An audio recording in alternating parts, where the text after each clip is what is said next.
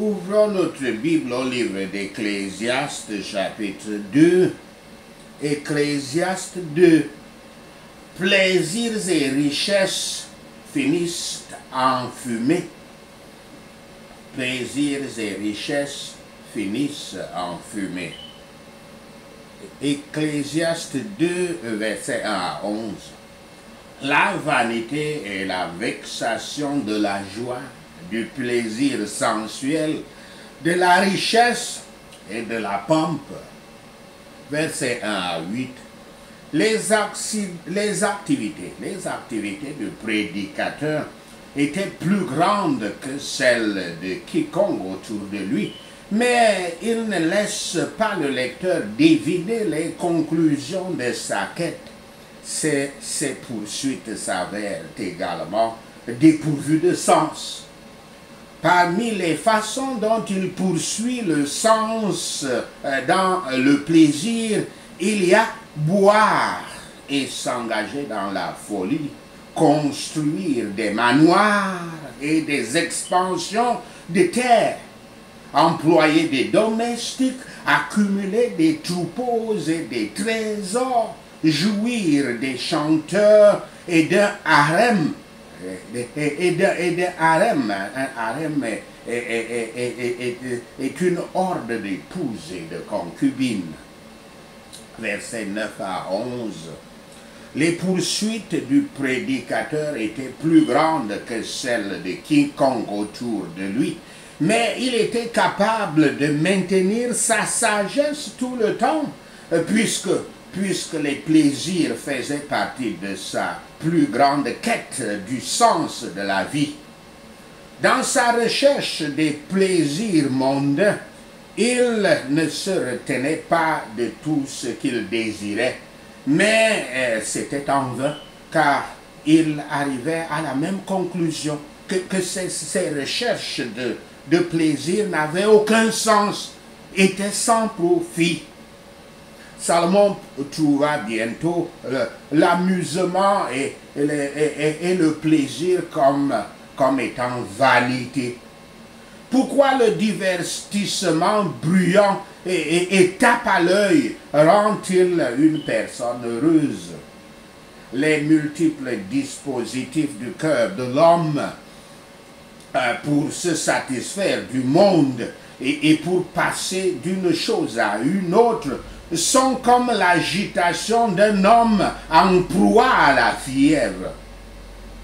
Le percevoir, c'était pour le prédicateur de la folie de se tromper, la folie de se donner au vin. Il a ensuite essayé les amusements coûteux des princes.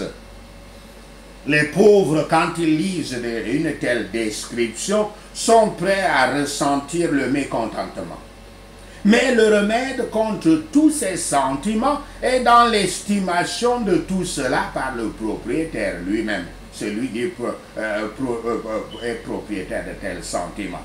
Tout était vanité et dépit de l'esprit, et les mêmes choses nous donneraient le même résultat qu'ils avaient donné à Salomon.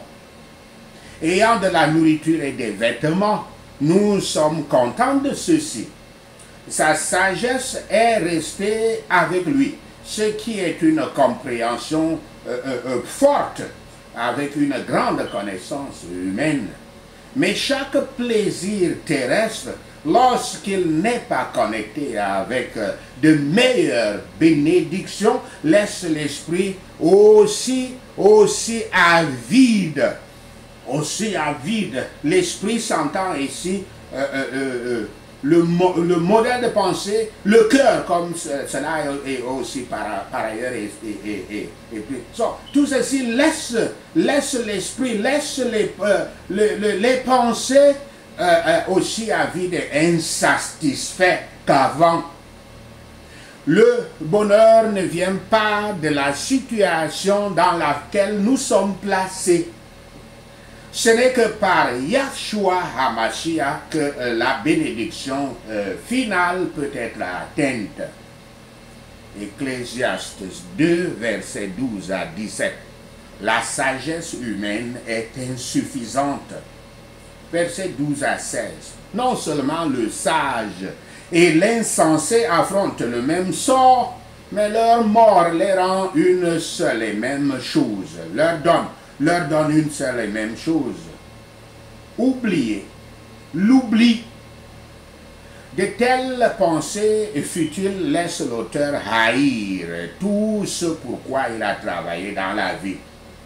La sagesse et la folie opposées ne sont pas uniques à l'auteur de l'Ecclésiaste, car c'est une caractéristique commune des écrits proverbiaux. Ce qui ressort de la comparaison du prédicateur, cependant, c'est qu'il conclut que la vie des sages et des sots aboutit au même destin, la mort, annulant ainsi l'importance de la sagesse. Il est mauvais et il est mal avisé de faire cette dernière conclusion, car la sagesse qui découle de la crainte de Yahweh est personnelle. Elle ne doit pas impressionner les autres, ce qui rend la mort hors de propos. Salomon a trouvé que la connaissance et la prudence étaient préférables à l'importance, étaient préférables à l'ignorance et à la folie, bien que la sagesse et la connaissance humaine ne rendent pas une personne heureuse. Le plus savant des peuples qui meurt étranger à Yahshua le Messie périra également avec les plus ignorants. Et à quoi peuvent servir les félicitations sur la terre, au corps, dans la tombe, ou à l'âme, à l'enfer?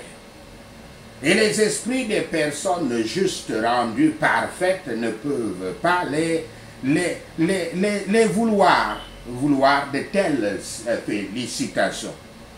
Pour que si tout cela si cela était tout, nous pourrions être amenés à haïr notre vie comme elle est toute vanité et vexation de l'esprit. Ecclésiaste 2, versets 18 à 26.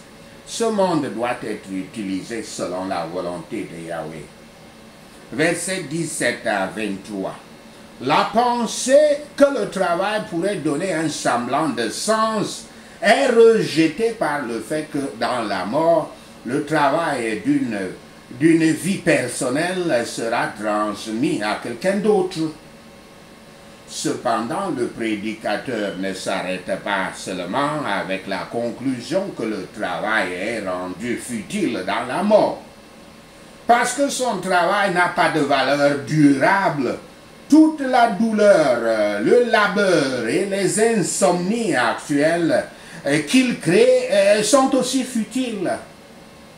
Dans l'observation du prédicateur, ces deux facteurs, à savoir la futilité présente et future du travail, appuient sa conclusion que le travail n'a pas non plus de sens.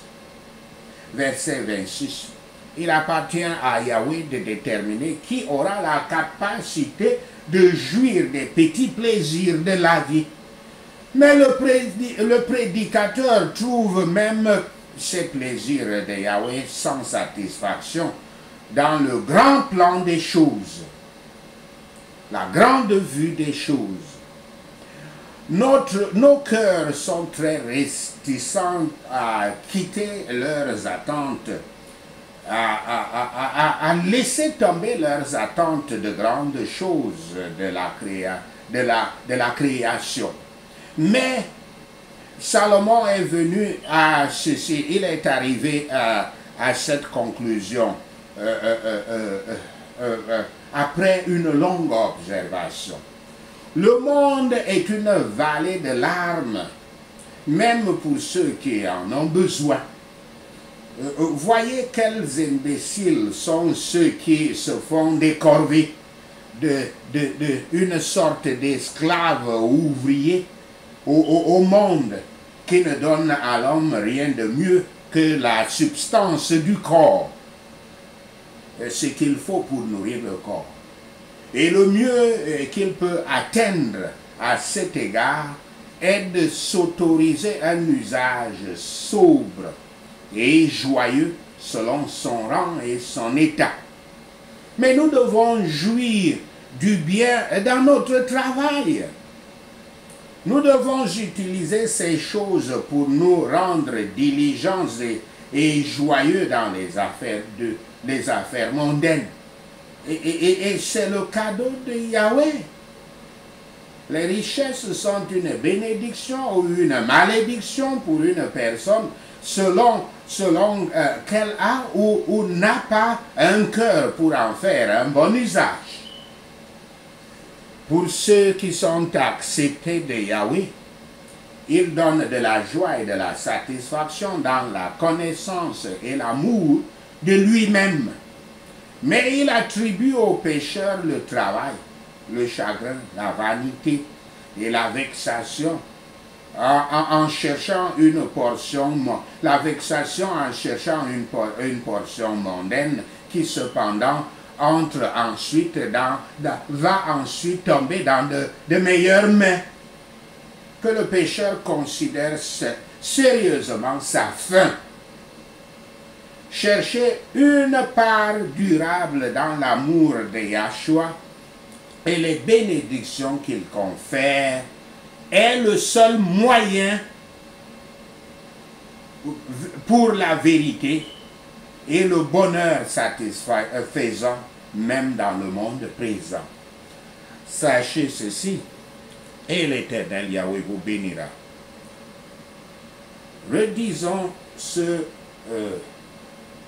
Ecclésiaste 2 sous forme de prière.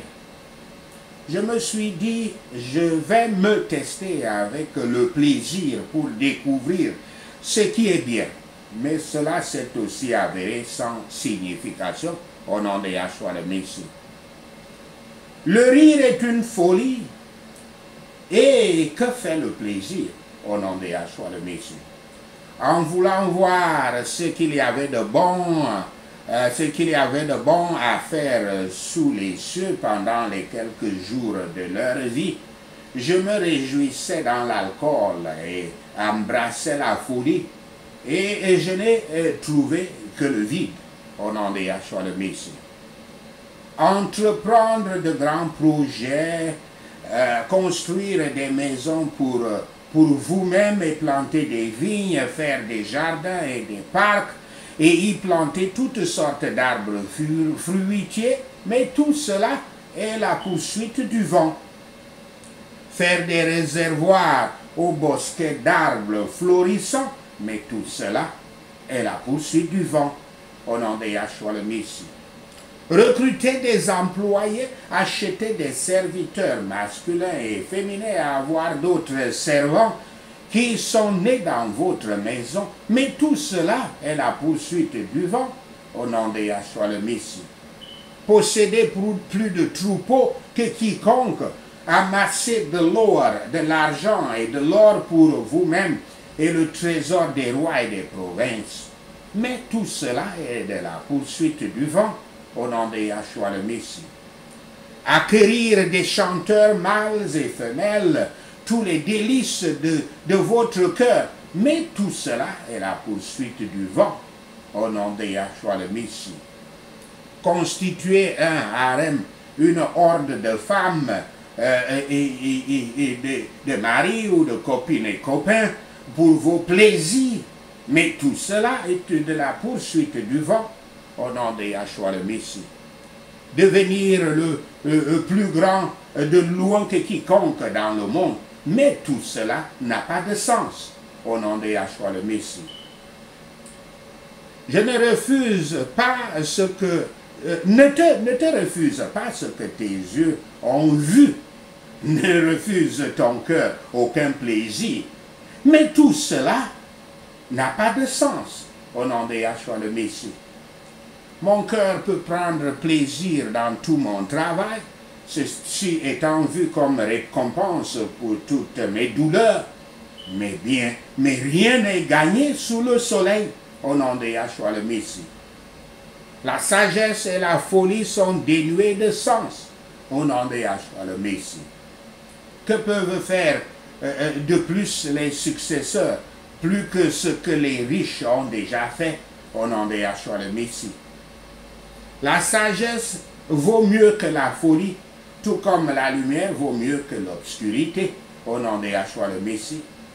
Les sages ont les yeux dans leur tête, tandis que le fou marche dans les ténèbres. Mais le même sort, la mort, les rattrape tous les deux au nom de Yahshua le Messie.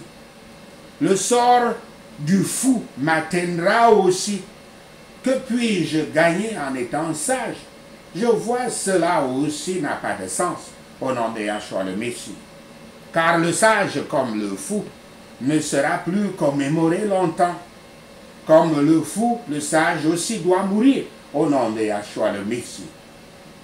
Il peut y avoir des raisons de haïr la vie, parce que le travail qui est fait sous le soleil est pénible pour moi. Tout cela n'a pas de sens. Une poursuite après le vent au nom de Yahshua le Messie. Il y a des raisons de haïr toutes les choses pour lesquelles j'ai travaillé sous le soleil, parce que je dois les laisser à quelqu'un qui vient après moi au nom de Yahshua le Messie. Et qui sait si cette personne sera sage ou folle au nom de Yahshua le Messie. Mais cette personne aura le contrôle sur tout le fruit de mon travail pénible dans lequel j'ai versé mes efforts et mes compétences sous le soleil. Cela aussi n'a pas de sens au nom de Yahshua le Messie. Dois-je commencer à désespérer de tout mon travail pénible sous le soleil? Au nom de Yahshua le Messie, je prie. Car une personne peut travailler avec sagesse, savoir et savoir-faire. Et ensuite, elle doit laisser tout ce qu'elle possède à une autre qui n'a pas travaillé dur pour cela. Cela aussi est sans signification et un grand malheur au nom de Yahshua le Messie. Qu'est-ce que les gens obtiennent pour tout leur labeur et l'effort anxieux avec lesquels ils travaillent sous le soleil? Au nom de Yahshua le Messie. Tout leur jour, leur travail est le chagrin et la douleur. Même la nuit, leur esprit, leur pensée, leur cœur ne se reposent pas. Cela aussi n'a pas de sens. Au nom de Yahshua le Messie. Enfin, une personne ne peut rien faire de mieux que de manger et de boire et de trouver satisfaction dans son propre travail. Au nom de Yahshua le Messie.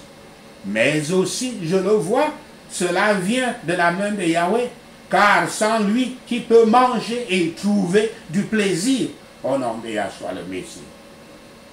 À la personne qui lui plaît, Yahweh donne la sagesse, la connaissance et le bonheur. Mais aux pécheurs, il donne la tâche de rassembler et d'entreposer la richesse pour la remettre à celui qui plaît à Dieu au nom de Yahshua le Messie.